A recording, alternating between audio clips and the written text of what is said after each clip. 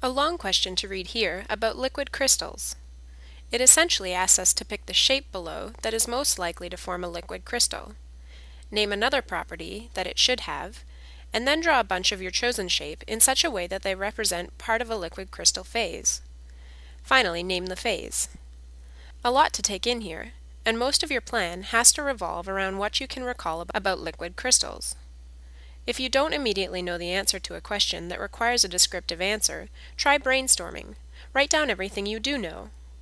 For example, you might recall that a liquid crystal is a kind of ordered liquid, and that despite it being able to flow, the molecules align in a crystal-like way.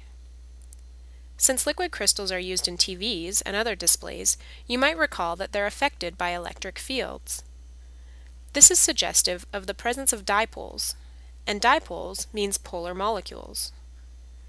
Importantly, for this question, you need to recall the characteristic shape of most liquid crystals. They're usually elongated or rod-like. Having exhausted everything off the top of your head, move on to solving the problem. Knowing that liquid crystals are rod-like immediately makes this one the best bet for the shape. The one on the top left is okay too, but none of the others. Part B requires us to take a dozen of the rod-like shapes and arrange them to resemble a liquid crystalline phase. So we need to draw something that has both liquid-like and crystal-like properties. The least ordered crystal phase is where the molecules all point in roughly the same direction, but are otherwise jumbled up.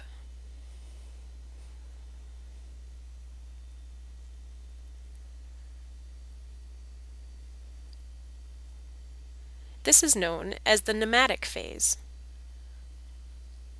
Other options exist. Let's delete the nematic phase, and instead, draw a phase in which the molecules align in the same direction and are also ordered in layers.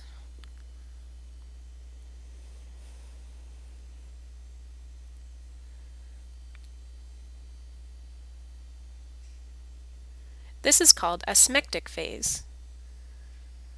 The other common phase is cholesteric. Look this one up in your notes. It's definitely the toughest to draw. Finally, check your answer. We've picked a shape and drawn a phase, but we need to spell out the other property the molecule must have.